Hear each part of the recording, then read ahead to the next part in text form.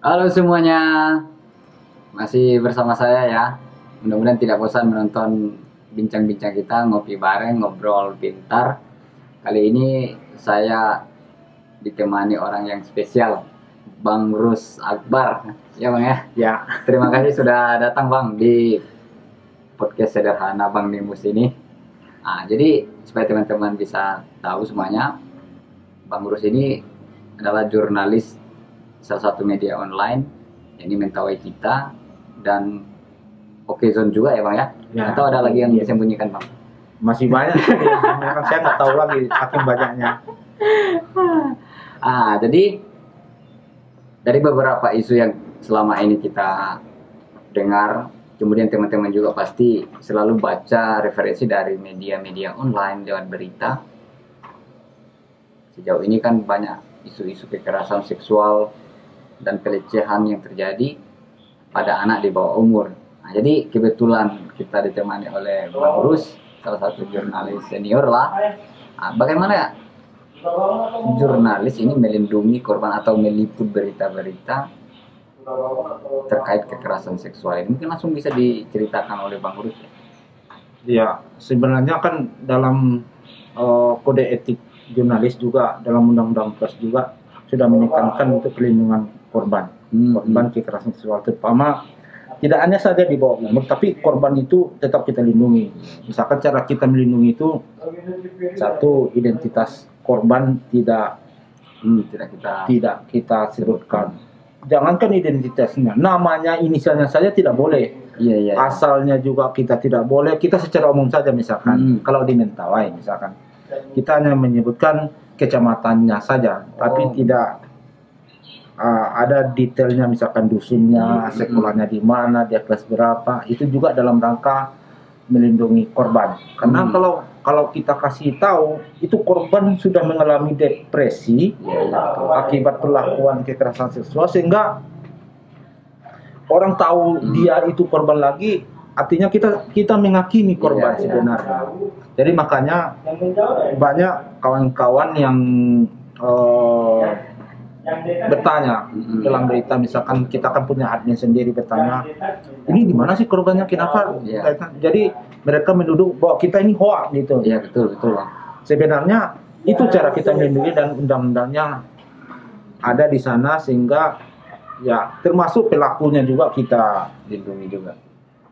Bukan identitasnya kita rasakan, sebenarnya bukan kita lindungi juga pelakunya itu. Hanya saja kalau kita bilang pelakunya, orang kan tahu ini korban. Oh gitu. Tapi melihat itu Bang, jadi kebanyakan kita, ya taruhlah saya ketika membaca itu, termasuk bingung juga. Ya, Bingung ya. Ini kok kita jadi bingung kan gitu. Jadi sebenarnya esensinya apa Bang? Apakah memang hanya untuk menciptakan berita saja, tetapi kadang-kadang orang jadi bingung kan gitu. Sebenarnya bukan menciptakan berita, itu memang kayak gitu, memang harus kita kan punya kode etik sama dengan dokter. Iya. Kita juga punya kode etik jurnalis untuk melaksanakan dan undang-undang pers yang akan kita jalani. Jadi kalau kita juga bekerja sebagai itu, kita juga ada aturan. Ada aturan, sehingga kita tidak itulah caranya kita melindungi mereka korban. Jadi kita mau bicarakan aja kayak kemarin nih kan. Jadi yang kasus kekerasan seksual pada Keisa, yang kawan-kawan melakukan aksi solidaritas dan mendoakan korban dan menuntut pelakunya.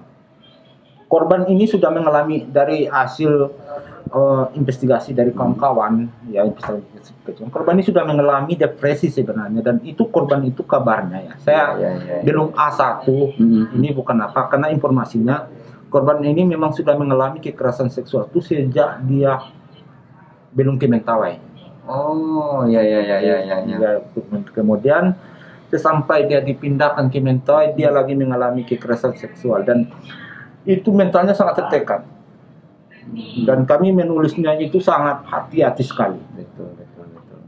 Kadang-kadang ya sebagai kita kan editor, mengedit beritanya, Pemret mengingatkan kita bahwa korban ini harus kita rahasiakan. Kita buat nama samarannya. Di mana dia lokasinya, jangan kasih tahu. Kenapa? Karena korban sudah depresi. Nah, kasus yang Kesa alami itu pada saat itu dia sudah mengalami depresi dan dia tidak bisa tertutup. Oh, iya, iya. Jadi polisi baru mengidentifikasinya itu setelah korban bercerita, curhat dia. Oh gitu. Curhat dia. Saya nggak tahu, kalau pernah saya edit berita itu dia curhat sama seorang bidan. Ya, Bang. Jadi pelaporan si korban ini, dia itu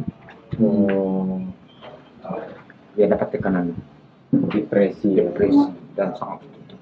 Kemudian gimana Pak ceritanya, mungkin dia pergi berobat ke bidan atau ke rumah sakit dia ketika yang dia sakit dia berobat, mungkin dari sana dia curhat sama bidan itu. Kemudian bidan itulah yang menyampaikan bahwa si anak ini yang dialaminya kepada keluarganya sendiri, keluarga korban, familinya atau siapalah gitulah. Kemudian keluarganya ini, kalau nggak salah, yang familinya itu seorang pendeta juga. Oh iya. Pendeta itu menyampaikan kepada polisi, dan kasus ini akhirnya polisi bongkar semuanya di Polres Mentawai. Setelah ditetapkan tersangka oleh pelakunya ini, akhirnya dia itu, apakah ada lembaga yang mendampingi korban setelah mengalami depresi? Orang itu kan kalau dari tersangka, kalau dia tetap di rumah tempat melakukan pelaku pelaku itu, dia akan kena tekan. Ya, betul itu. Apakah ini dia dibawa ke keluarga korban sendiri, familinya? Kita juga nggak tahu ya pada saat ini. Pada saat itu karena kita tidak mendapatkan datanya. Setelah ada korban, ini karena sudah terkuak ya. Kemudian korban ini, saya menduga ini korban sampai bunuh ini karena kita hanya menduga saja, kita nggak tahu. Akhirnya dia kurang pendampingan. Pendampingan kepada korban supaya tidak melawan. Kalau di sini kan biasanya kalau disahkan itu ada masalah Pokja, PP, ATK, ya, TP2A. Nah, gitu. Apakah di pemerintah kabupaten ada, mungkin belum maksimal gitu. Kalau di swastanya ada sih, bukan swasta, NGO. Kalau di Padang ini ada misalkan Nurani Perempuan gitu, yang mendampingi selalu korban dan memberikan psikis ya, mentalnya kan kena itu. Polisi biasanya ada juga yang trauma healing ya, trauma healing, memberikan trauma healing kepada korban. Jadi gini Bang, jadi ketika misalnya abang ini meliput, mau menaikkan berita terkait kekerasan seksual, hal-hal apa saja yang misalnya yang tidak boleh atau misalnya yang dirahasiakan? Yang kita rahasiakan itu identitas. Identitas korban harus kita rahasiakan. Nama ortunya dirahasiakan. Pokoknya jangan sampai terungkap di mana dia tinggal dan siapa dia. Cukuplah polisi yang mengetahui itu. Ya. Karena si korban akan mendapatkan tekanan mental, depresi sekali, seperti yang dialami itu kan. Misalkan yang dirasakan itu nama identitasnya, tempat tinggalnya. Artinya kalau ada RT-nya nggak usah kita, alamatnya nggak usah kita. Kalau dia sekolah nggak usah kita ungkapkan sekolahnya deh. Kita secara umumnya saja. Misalkan kalau skopnya kecamatan luas, kita buat kecamatannya saja. Tapi pembaca sangat penasaran loh Bang, misalnya terkait siapa pelakunya, siapa korbannya. Suka atau tidak suka, itulah konsekuensinya. Karena memang dalam Undang-Undang Pers dan Kode Etik Jurnalistik itu sudah menekankan bahwa korban harus kita lindungi. Jadi seperti itu. Karena ada efeknya. Saya kasih dulu tak salah kejadian di Aceh. Korban pemerkosaan ini juga, akhirnya dia juga bunuh diri. Kenapa? Karena mereka menyajikan berita, bukan berita yang pelakunya lagi, tapi mereka menggali sisi korban. Korban ini tinggal di mana, korban ini kerja apanya, sama siapa dia berinteraksi, sehingga dia mengalami depresi. Jadi kami kemarin itu sempat kami tahu ada, jadi kawan-kawan ada media lain, kawan-kawan itu mempublikasikan korban ini minum racun.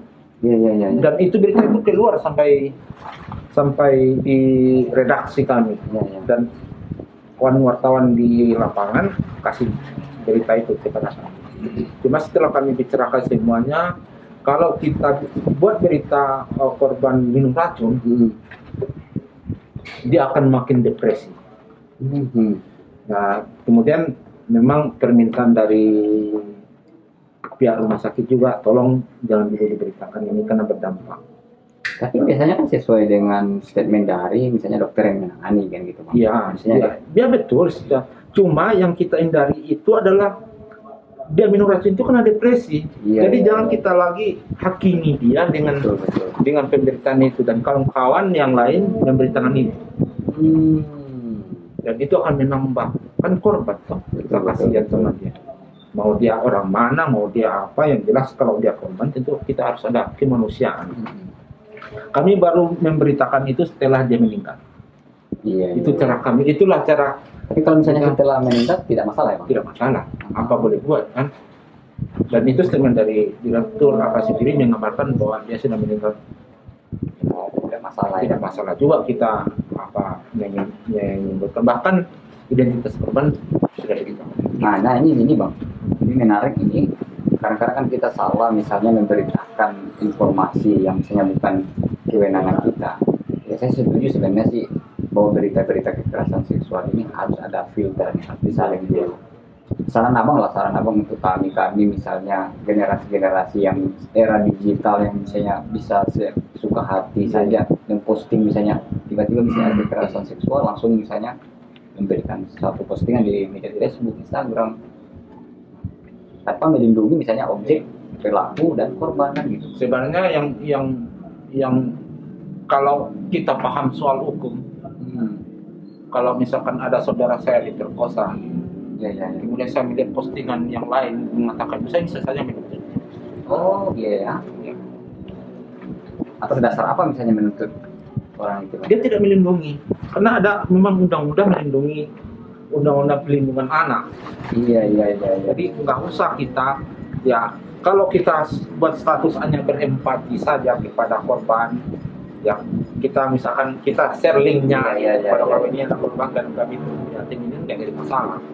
Tapi kalau kadang-kadang kan kita nggak sadar bahwa kita menyebarkan informasi Karena sakit empatinya yang tidak seharusnya kita dapatkan, akhirnya sudut menghakimi. Sama dengan kasus gimana ya? Saya pernah mengkritik soal kasus pencabulan, bukan pencabulan, digrebek gitu. menggeredekan. Saya pernah mengkritik kawan-kawan media lain seperti ini. Kawan, ini tolong jangan seperti Anda rasis. Misalkan dua pasangan dari Mentawai digrebek. Padahal dia sudah tinggal di sini, berarti dia sudah di sini. Ya di mana? Bilang aja dua pasangan remaja ini digrebek di sini. Mana kan gitu. Mana? Bukan asal daerahnya. Bukan asal daerahnya. Betul.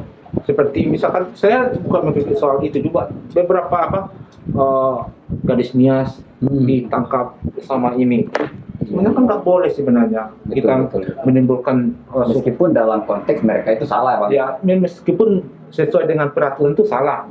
Tapi sebagai media juga jangan menghakimi mereka. Betul. Jadi Bang kan ini menarik ya Bang ya, karena sebagian kita juga di kalangan remaja ini tidak memahami hal-hal yang seperti ini. Jadi ketika membaca saja, misalnya membawa nama Mentawai, nama daerah, kita biasa-biasa saja, dianggap lumrah. Ternyata ini betul-betul karena stigmanya, kode etik. Karena stigmanya itu ketika orang mengatakan dua remaja asal Mentawai di apa?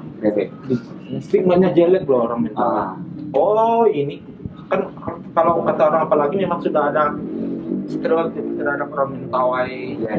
Oh, hal-hal yang miring stigma negatif soal Mentawai ini tambah menjadi dia. Akhirnya beberapa media setuju soal itu. Kami diskusikan bersama. Ya secara diskusi para wartawan itu tolonglah disepakati Bang ya. Ya mudah-mudahan. Cuma permasalahannya sekarang banyak yang kami sepakati dulu bersama itu bukan lagi wartawan dia, jadi ini wartawan baru lagi, bukan itu. Jadi sehingga jadi kami tidak akan berani membuat statement, membuat berita itu kalau memang tidak ada statement dari aparatur, misalkan kalau korban kekerasan, aparatur yang berwenang, misalkan kepolisian, kepala desa. Karena kepala desa kan dia tahu sendiri apa yang terjadi pada masyarakat. Kalau kita mendapatkan informasi dari seseorang itu kita harus cek benar dia. Oke, menarik sekali Bang. Terima kasih, ini banyak informasi Bang ya yang misalnya kami tidak tahu akhirnya bisa tahu. Semoga teman-teman juga bisa lebih bijak dalam bermedia sosial, dalam misalnya memposting sesuatu hal-hal yang tidak tahu. Jadi terima kasih Bang Ya, sudah hadir, terima kasih pencerahannya. terima kasih juga kopinya. Semoga bisa bermanfaat bagi teman-teman semua. Terima kasih.